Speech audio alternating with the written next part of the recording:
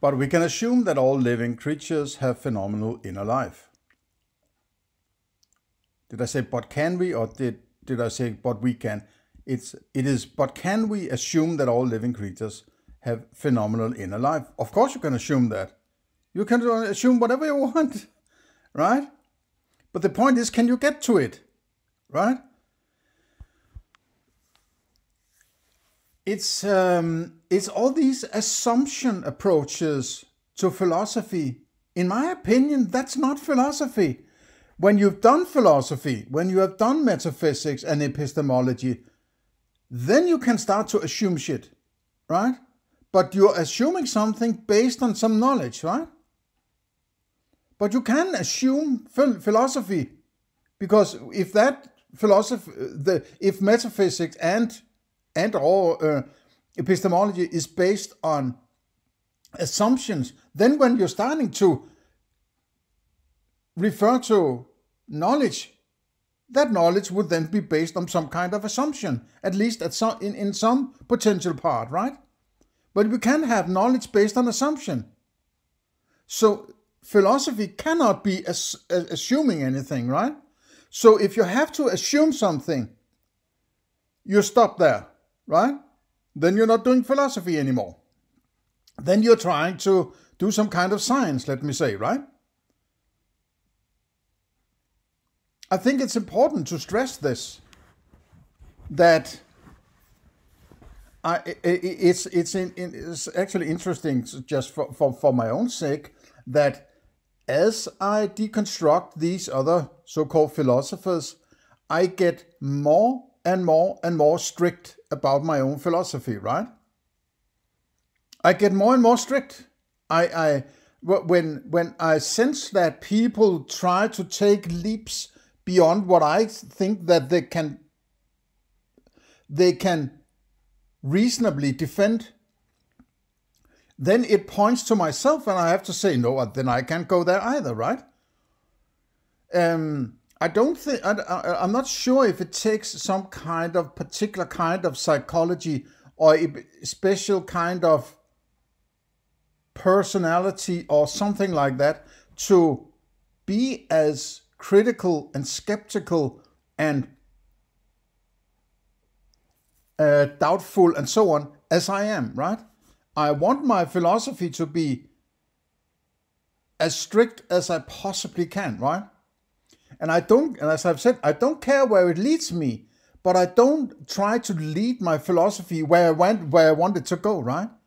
If I would like my philosophy to be over there, I'm sort of stepping back and say, yeah, okay, it would be nice if I would end up there, but I try not to end up there, or that's not the right way. I try not to think in a way that makes me end up there, right? I try to, and the approach is that I take everything in my experience into account always, or at least from the starting point, and classifying. I'm not cherry picking various aspects and building a philosophy from that.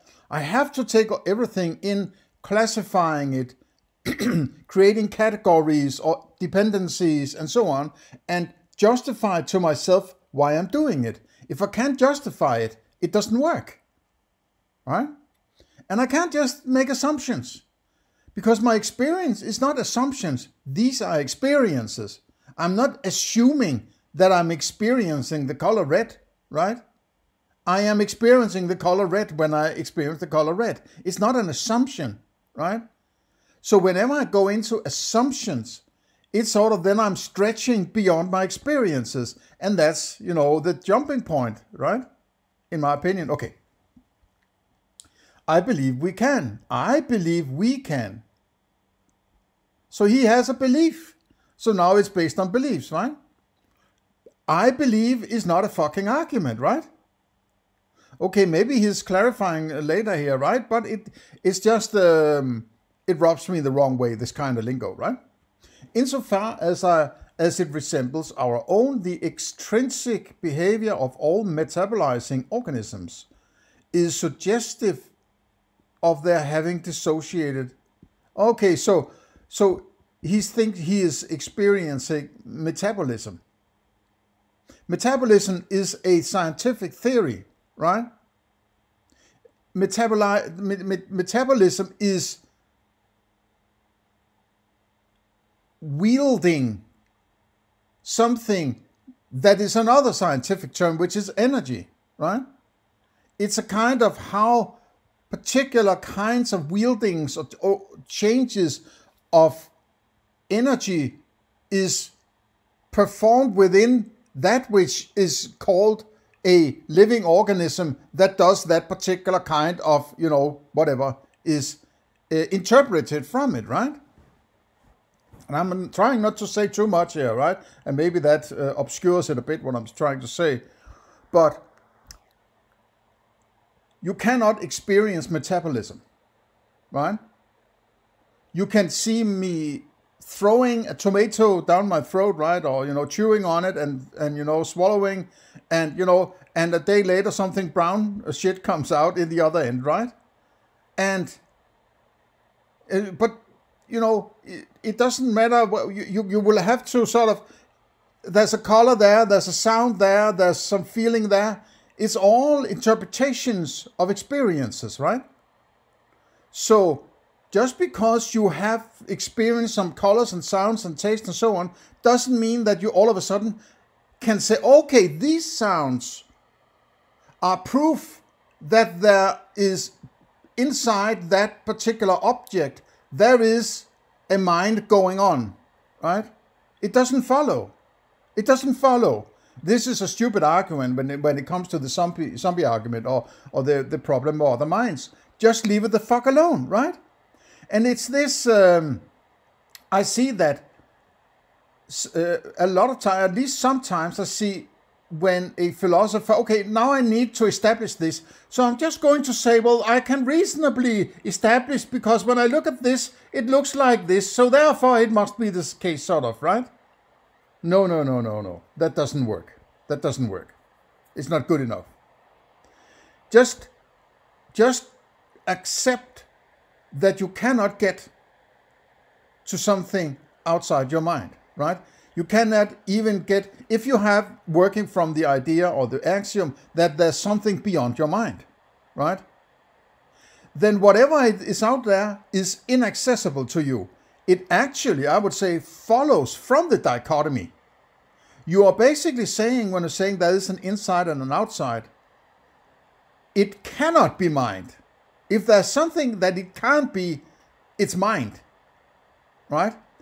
Now, I know it goes against what Bernardo Kastrup tries to argue here, but I don't care, right? It has to be different, in my opinion. That's all I would be willing to go with, and I would even be very skeptical about that statement, right? I might retract it in a few days. But I have actually pointed this out before. This would explain why I am dissociated from an outside, if there is an outside, right?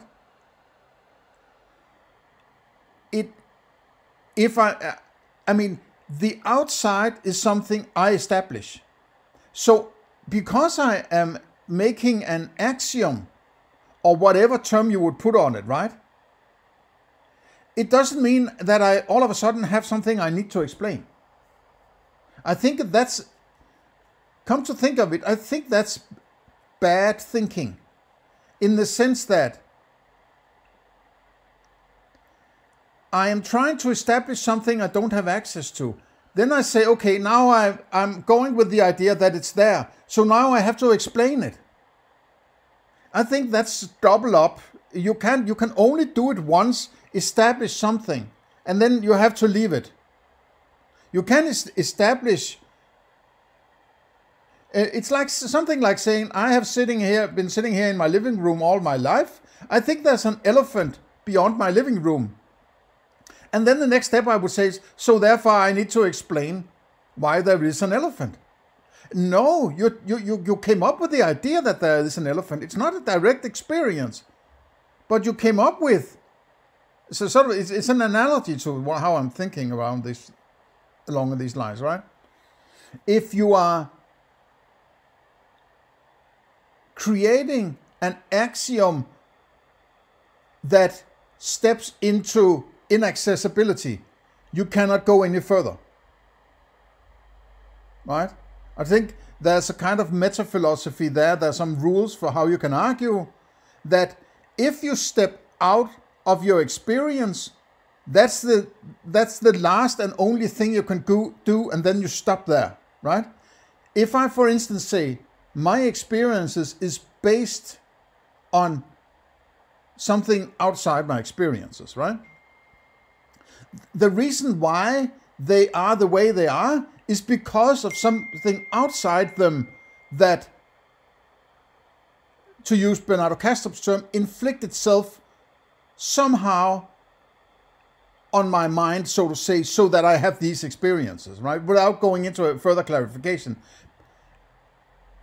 If I do that, that's the last step in that direction I can go. I cannot say, okay, now I then established it, right? No, you have created an axiom that you're working from it. That doesn't mean that you have established it as such, exactly because you're going outside your experiences, right? You have to be careful with this, because if you let rip on this, there's no end to what the fuck you can come up with, right? And it's this, okay, now I established that there is an outside world, right? And he doesn't even do that. He takes it for granted, right?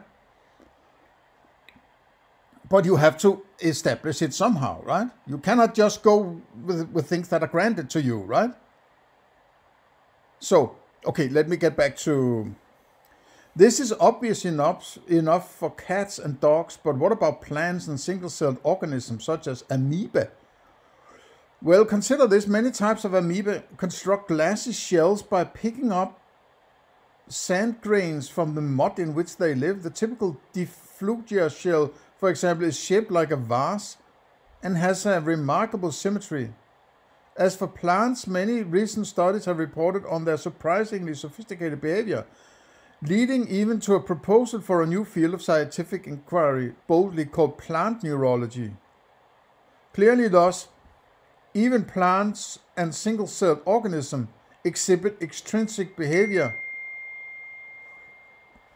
somewhat analogous to our own, further suggesting that they too have dissociated phenomenal fields. It's just a correlation.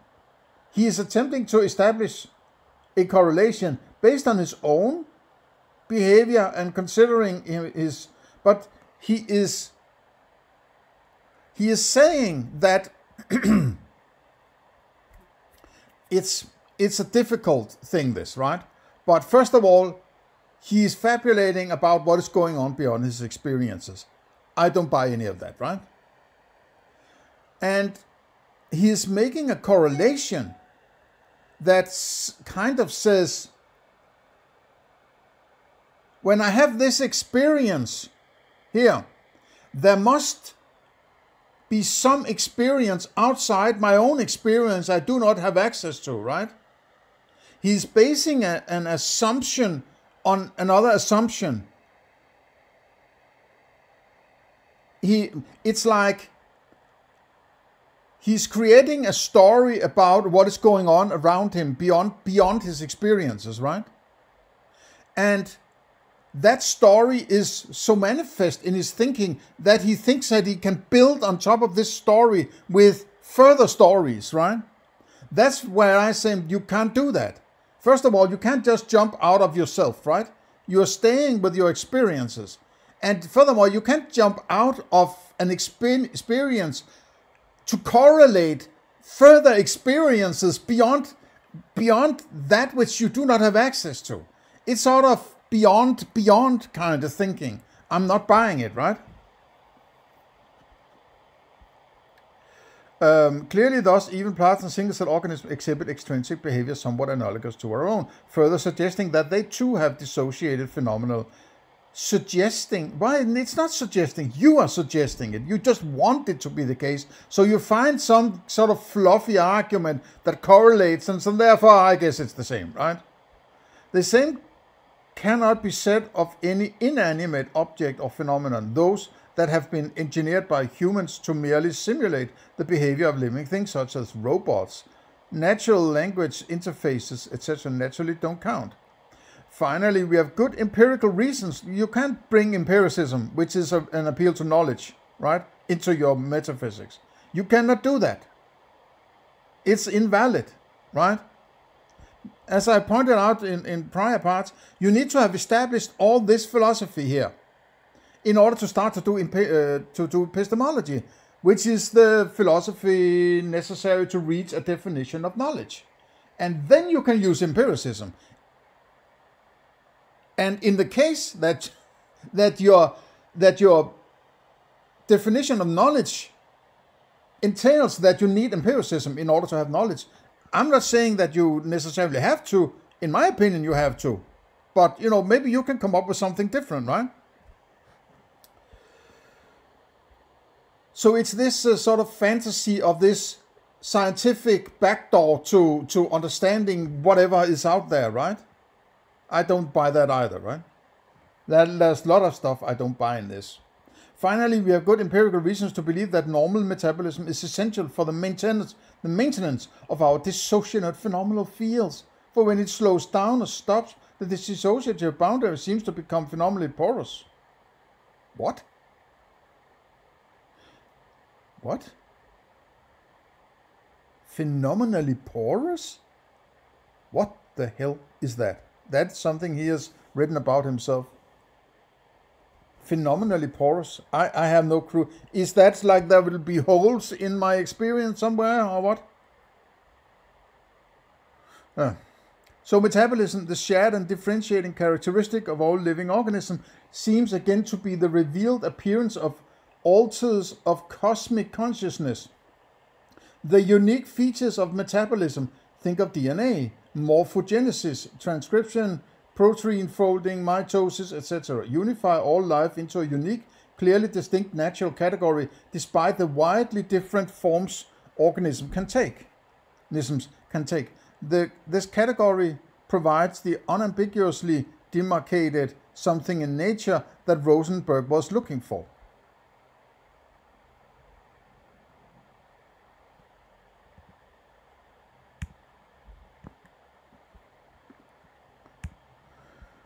In conclusion, I posit that, so now he's positing, now he's not proposing. So what's the difference between positing and proposing in his mind, right? That cosmic dissociation happens precisely at the level of individual living organisms. Each living organism is an altar of cosmic consciousness. But what you're referring to is an experience, right? You are inside an experience. That which you're referring to as a living organism is also a part of your experience. It's not out there, right? And you are inside an experience of what you call the living organism, which is a representation of something you don't have access to, right? That you can't get to. My body is not really my body, right? That's a mental representation of whatever is out there, if there's something out there. If I'm working from the idea it's a representation of an out there, okay, then I can say it's a representation of something out there that I don't have access to. It's like he's saying, I'm confined to my experiences. Now I'm going to fabulate what is beyond my experiences in order to explain why there are different experiences beyond my experiences. It's ridiculous. It's completely ridiculous, right? He cannot do all this he does here, right? And at the end of the day, as I pointed out several times, why the hell does it matter?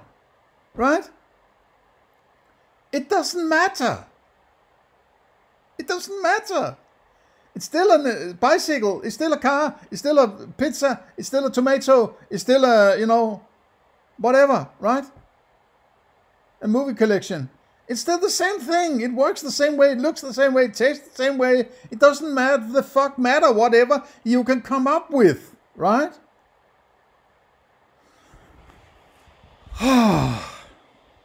Okay, let me see how long this one, let's just kick off. There's good time left. Good amount of time left in this video, for this video.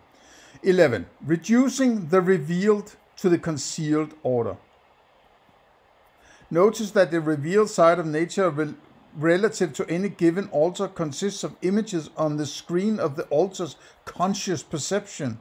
Therefore, if one can reduce perception at the level of individual altars to non-perceptual phenomenal concepts at the level of cosmic consciousness as a whole, one will have reduced nature's revealed to its concealed order. I have no idea about these cloudcasters, right? He's talking about, yeah, but what is he talking about? I don't know. And honestly, I don't fucking care, right?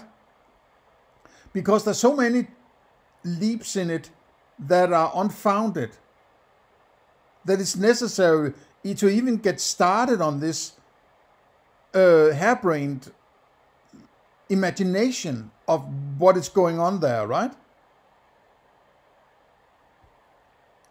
Okay, keep going. Before we address this challenge, however, we need some further background on dissociation. By definition, phenomenal contents inside an altar cannot evoke phenomenal contents outside the altar. By definition?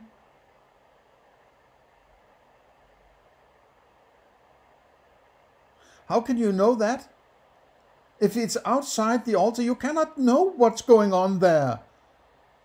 Why? Why does it follow by definition? It doesn't. There's nothing that follows from the definition. What definition of phenomenal contents inside? What is the definition of phenomenal contents inside? Is it because it's an inside? It cannot be outside. But no, but you have labeled it as subjectivity or something like that, right? So you're saying subjectivity cannot be an experience or perception or whatever that qualia is. You don't know if there's qualia out there. I would say, no, I don't think there are qualia out there because they're particular to my experience. If I had to say anything, I would say it's something different. It's a different realm that I don't have access to. There's sort of it fades away into, or I'm on the receiving end. I'm receiving in the sense. I'm not looking that way, right? I am on the receiving end of it. So if I think I'm looking out, I'm not looking anywhere, right? That's just a phrase that is used to, in everyday language. I'm not looking anywhere, right? I'm just pointing my gaze or my reception of whatever might go on through my eyes, but I'm still on the receiving end, right? And if I can, if my awareness is further down the receiving end, whatever it ends up creating this experience that I'm aware of, doesn't mean that it must be of the same kind all the way back. I'm just at the last step, if there are any steps that receive, excuse me a second. Sorry about that. That I'm on the receiving end. That doesn't mean that there are no further different kinds of steps before that, before I have an experience of it. I don't think I can say anything about it, right? But because I have the experience, it makes sense to me that the experience, if I classify it as a representation of an outside and work from that idea, right? That experience then would be different. But it's based on my axiom of a representational a representational axiom.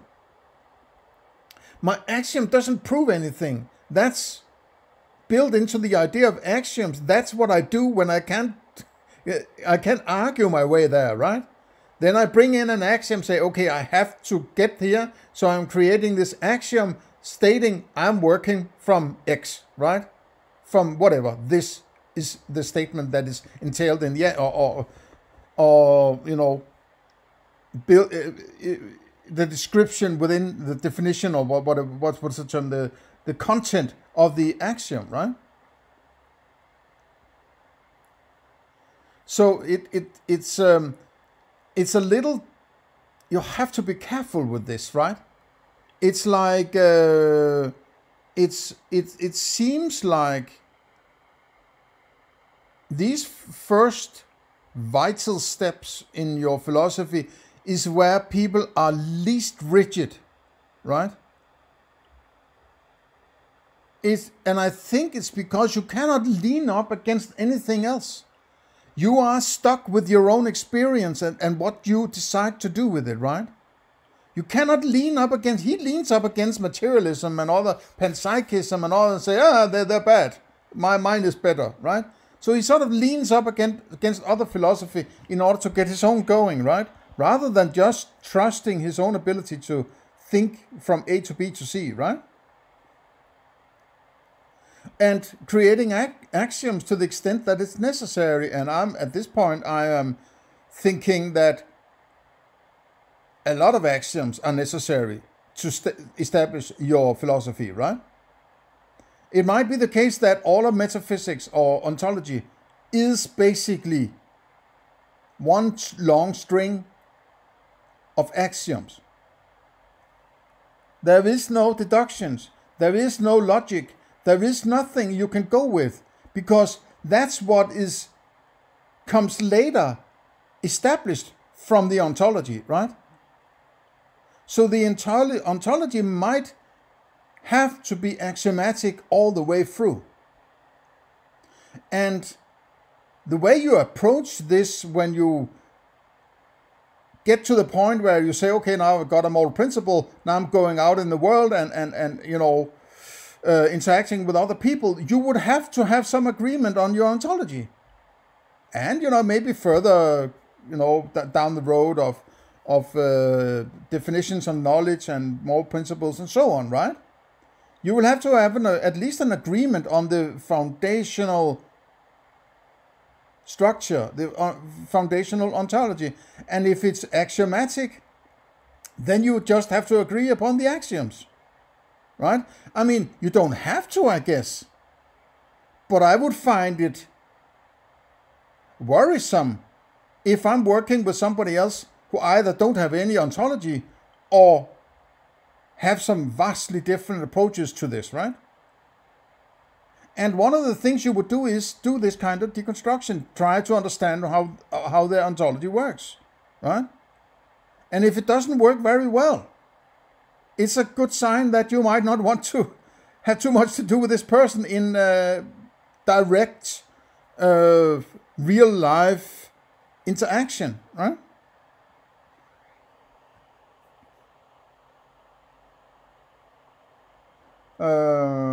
But they can still influence each other. Indeed, phenomenal impingement across a dissociative boundary is empirically known.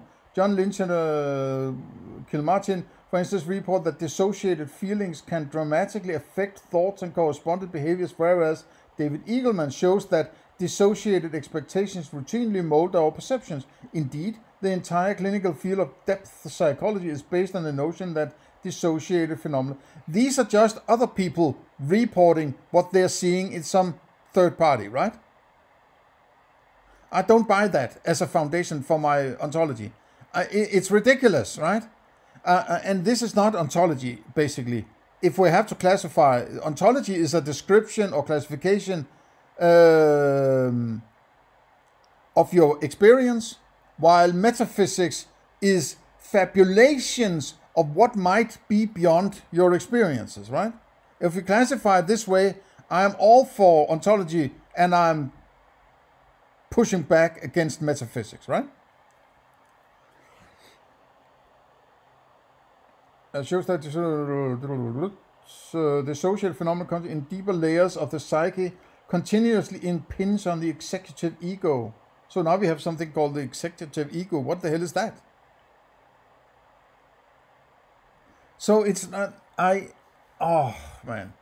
And you know, I didn't have to, right? I mean, this is his article. I guess, you know, it's maybe a bit unfair to bash it.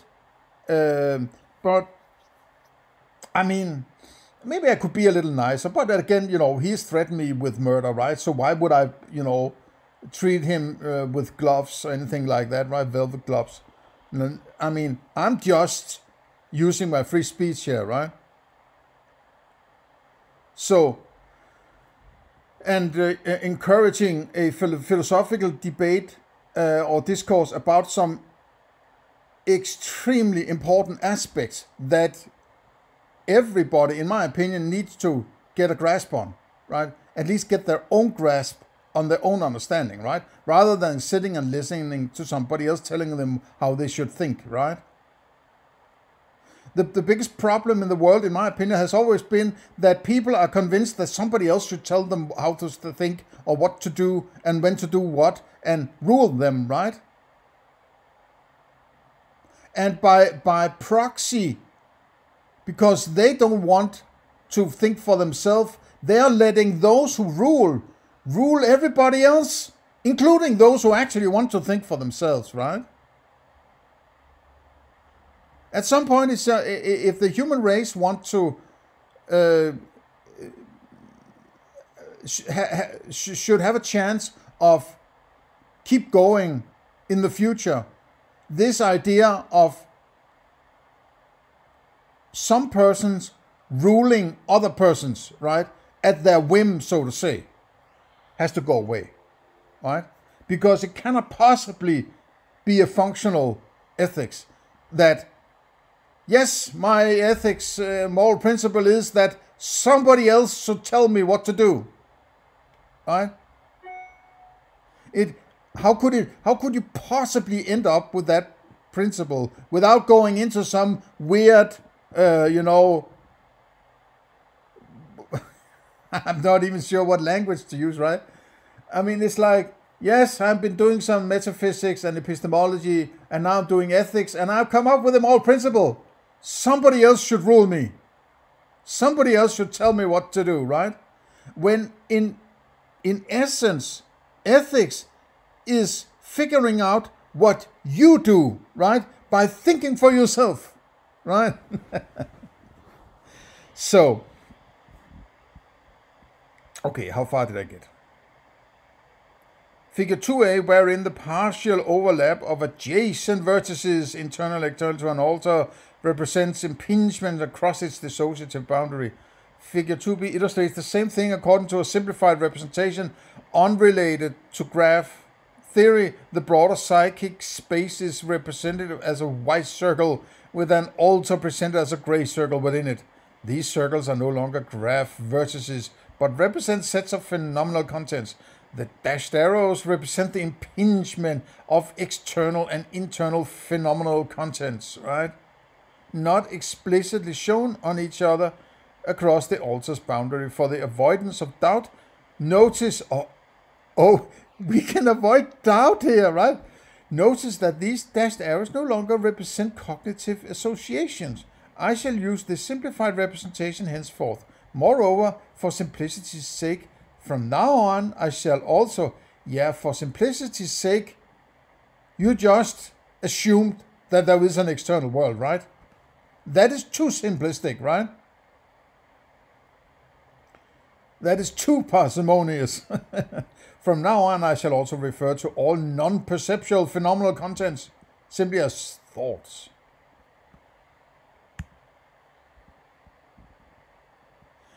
Okay, figure 2. Phenomenal contents impinging on the dissociative boundary of an altar, illustrated in two different but equivalent ways. Okay, so these are all abstractions, right? You cannot go outside your own altar. But here sort of, by creating some abstractions and saying, I can assume this, and therefore I can draw a circle, and now, hey, look, I'm outside. I'm in God mode now, right? I'm looking down upon altars here, right?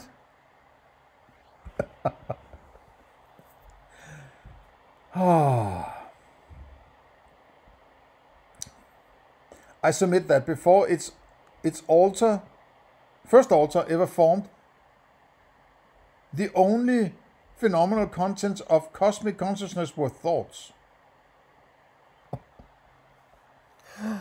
Oh man, he's just conjuring up whatever he wants, right? Because now he has left experience, direct experience behind, so you cannot go and check whether or not he's full of shit, right? And if I cannot go and check whether or not you're full of shit, I'm going to have to consider that you are full of shit, right? And if I can't go and check, I will have to keep considering it being full of shit, right?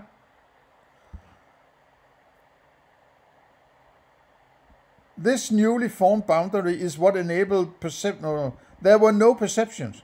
The formation of the first altar then demarcated a boundary separating phenomenal contents within the altar from those outside the altar.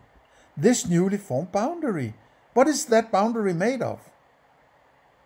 Is it also made of subjectivity?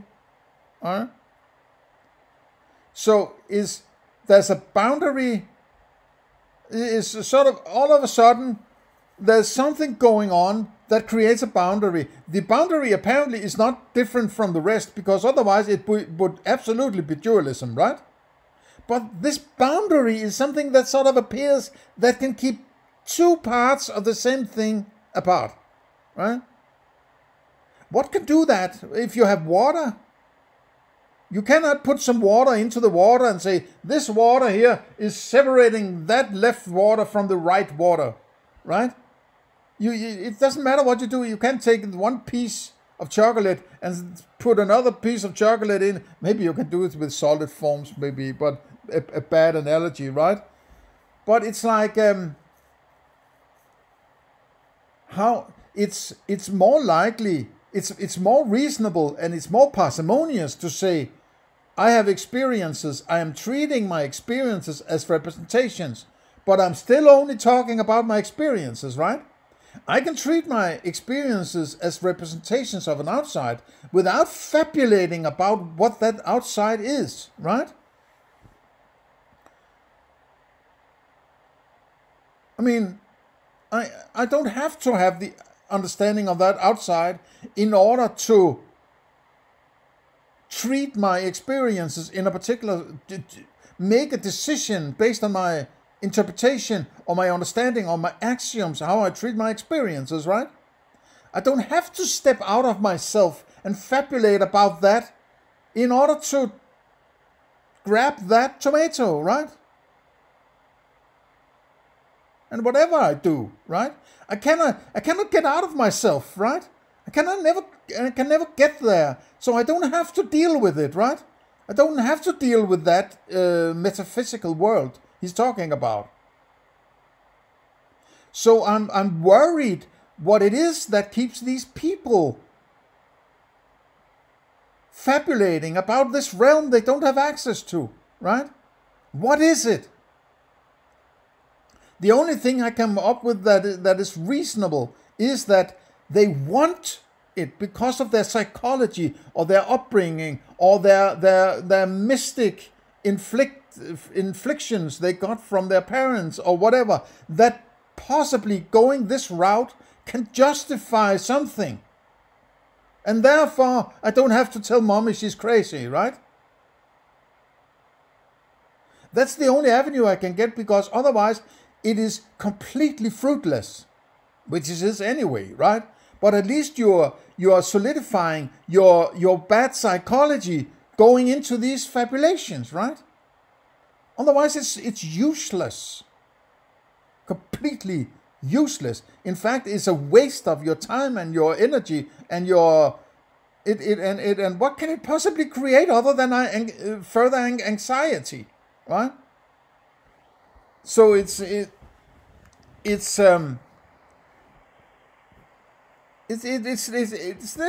also this, maybe this urge that the grass is always greener on the other side, right? It's going out of Plato's cave, out into the real world, the forms, right? rather than the boring, everyday, stinking, smelling, whatever, ugly, going into paradise, oh, right? Unicorns and rainbows and fluffy teddy bears everywhere, right? And since phenomenal contents are particular patterns of self-excitation, of cosmic consciousness, this impingement can be regarded as an interference pattern between excitations within and he knocks himself out, right? He has left the ground in his balloon, cut the wire, and now he's floating into metaphysics, and he's coming up with whatever he wants, right? Because nobody can fucking go and check anything he's claiming, right? What we call perception, or the revealed side of nature, is the alter's experience of the interference pattern. It follows that the revealed side of nature can be grounded in its concealed side arises. Okay, so it's very, very, very convoluted, this, right? In my opinion. Partition, cosmic, real, the concealed sides. Okay. The thoughts of an alter can also impinge on its dissociative boundary from the inside and thereby influence the surrounding phenomenal activity of cosmic consciousness. This corresponds to the effects on the world of the presence and actions on living organisms within it. I'm not sure how to understand that. Cosmic consciousness, and I need a bit of power supply in my laptop here, man. Hang on, Sloopy. There we go. Thoughts in cosmic consciousness cause perceptions in an alter. Thoughts. So there are thoughts impinging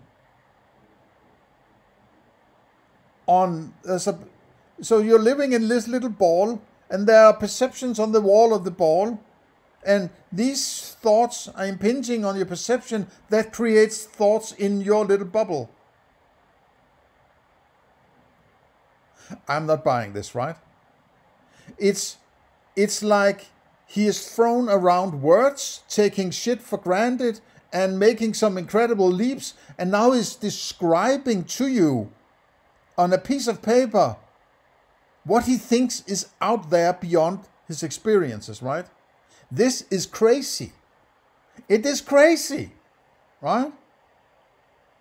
It is freaking crazy talk. Don't be afraid of Cartesian doubt. Don't be afraid of solipsism. The ground floor is solipsist, right? When you reduce down to what might look something like Descartes' cogito ergo sum, or I think therefore I am, right?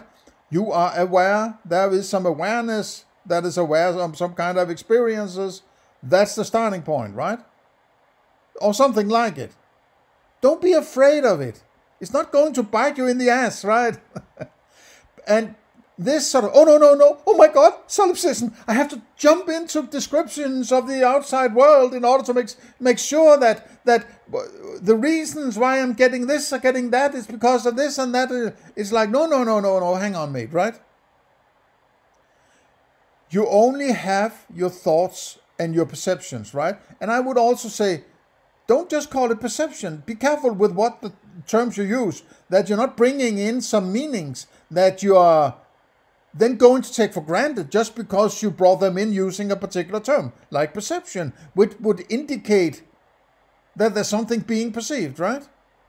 Which is alluding to an external world, just by using the term perception. Be careful with that, right? I have not gotten any of the answers so far on my core questions is, how does he get to an external world? How does he argue for that, right? And if he can't argue, is he using an axiom? And is he stating that axiom? How does he argue for, if he works with an external world, how does he argue for the dissociation, and what is he, might he be claiming is outside that thing he's claiming, or out in that outside he's claiming to have some kind of imaginary access to, right? And I'm only hearing juggling of words.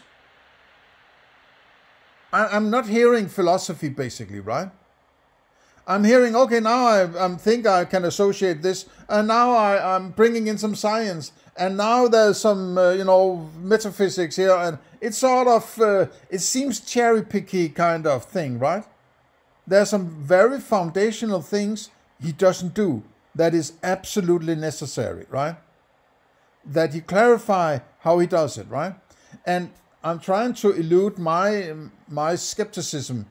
Maybe skepticism is not the best term, but my doubtfulness about what you can actually do in these ground floor levels of philosophy, which is when you step out of your experience, that's the last step you can go in that direction. You can't say, I have to believe there's an outside, and now I'm going to tell you what is there. But you base that on an assumption. So an assumption cannot be based for assuming what it's made of, right?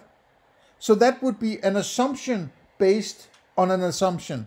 That is simply too much, right? You can assume something that isn't experiential and then you stop there, in my opinion, right? That's another gatekeeping of bad philosophy, which is basically all kinds of metaphysics, right? Now, I know that I've called what I now consider ontology, I've called that metaphysics, but that was sort of my ignorance of what is actually entailed in metaphysics, and it still eludes me clearly how people consider these two terms, ontology and metaphysics. In my opinion, or the way I'm doing it now, is saying when I'm describing my experience, I'm doing ontology. If I'm trying to fabulate what is beyond my experience, that would be metaphysics. I would advise of not doing metaphysics, right? Okay. But how can a mere dissociative boundary give rise to a... Oh, I have to start up here. The revealed or... Sorry for the scrolling here. The revealed or intrinsic appearance of an alter's boundary is an organism's sense organs.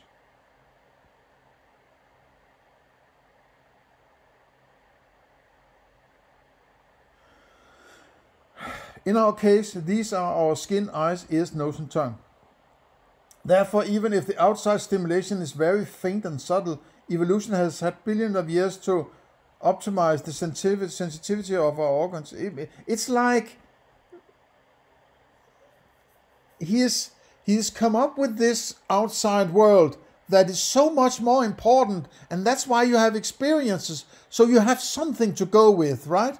But it's actually very important that out there, your experiences are just some stupid little, everyday stupid life, right? You're so concerned about tomatoes, and bicycles and elephants. Who cares? No, the big world out there, the pure subjectivity. Oh my God, man, that's important, right? So there's this kind of Platonic approach, right? Therefore, even if the outside stimulus is very faint and subtle, to optimize the sensitivity of our organs, our alters boundary to pick up on these faint signals. What are these signals? Signals are also a part of the description of your experience. It's like he's violating the materialist paradox here in order to go and... He cannot leave it alone, right? At the same time as he's criticizing materialists for doing these kinds of leaps, that he then go and uses himself in order to describe what is going on there, right? But how can a mere dissociative boundary give rise to a qualitatively different category of experience? If you recall, this is a question I raised earlier, motivated by the fact that perceptions feel are undoubtedly very distinct from thoughts. To answer it, let us first consider Donald Hoffman's interface theory of perception. It asserts that evolution emphasizes perceptual qualities conducive to fitness, not to truth. Okay, so now we have the term truth, right? Truth is a conclusion about a proposition, right? Ah, oh, man. You have to be strict with the terms, right? So things like knowledge and truth and fact and things like that. You can't screw around with them and use them sort of at a whim and as you just like as you see fit, right? Then if it's not truth, then it's conducive to false or what?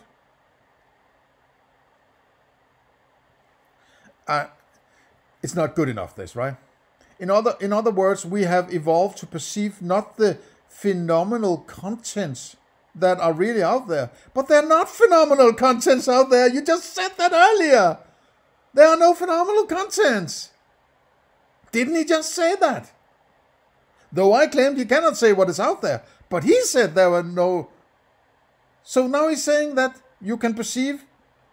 No, he said the truth. In other words, we have evolved to perceive not the phenomenal contents that are really out there. So there are phenomenal contents out there. How does this fucking work, man?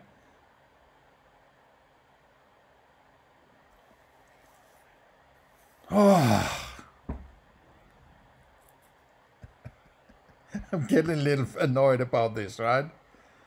That is outside our altar. No, there's no our altar. There's your altar, right? But just a phenomenal representation thereof that helps us survive and reproduce. Hoffman uses the analogy of a computer. Yeah, I've heard about that one, but, let's take it. Although a computer file is represented as, for instance, a blue rectangle, this does not mean that the file itself. What is the file itself? What is that? What is a file? Right? Has the qualities of being blue and rectangular. As a matter of fact, the actual file does not have those qualities at all. It is a pattern of open or closed microscopic switches in a silicon chip. All right, fair enough. Or it is, some blips and blobs on a hard drive, right? In an analogous way, my hypothesis is that the qualities we experience on the screen of perception, colors, sounds, flavors, textures, etc., are not the qualities experienced by the segment of cosmic consciousness that surrounds our altar, but their desktop representation instead. Our perceptions do not feel like the thoughts of cosmic consciousness because a qualitative transition between these two experiential categories has helped our ancestors survive and reproduce. The work of Friston, Sengupta, and Auletta has similar implications, but significantly is derived from an entirely different line of reasoning. Their results are based on abstract mathematical consideration. Okay, so that's not functional either. You cannot do metaphysics using science. Using mathematics, right? Mathematics is the quantification, calculation, descriptive tool used when you're doing science, right?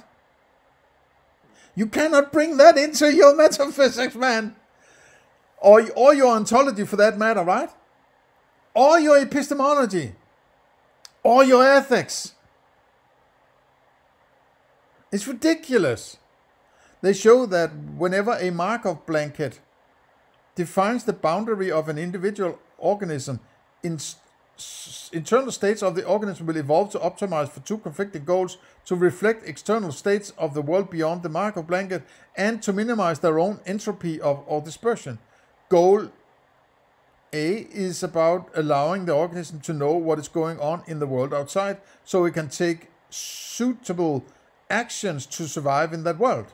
Goal B is about preventing the organism from losing its internal structural and dynamical integrity because of the second law of thermodynamics. In our case, the dissociative boundary of an altar is the Markov blanket, whose revealed appearance is our skin and other sense organs. The key insight of Friston, Segupta, and Auletta can be paraphrased as follows. A hypothetical organism with perfect perception that is able to perfectly mirror the phenomenal states of the surrounding external world in its internal states would not have an upper bound on its own internal entropy. Entropy is an interpretation of how useful some energy is. You cannot talk about entropy outside your experience, right? Because it is an interpretation. You cannot even point to energy. That's an abstraction. That's a model. That's an idea, right?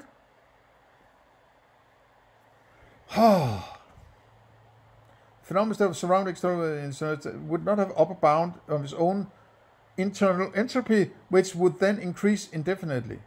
Such an organism would dissolve into an entropic soup. To survive, organisms must instead use their internal states to actively represent relevant states of the outside world in a compressed, coded form. Yeah, if there is an outside world, right? You don't know if there's an outside world. You haven't established it, basically. You're just talking about it as if it's given to you, right? You cannot say that because you establish an external world axiomatically that it must be put together in a particular way, right?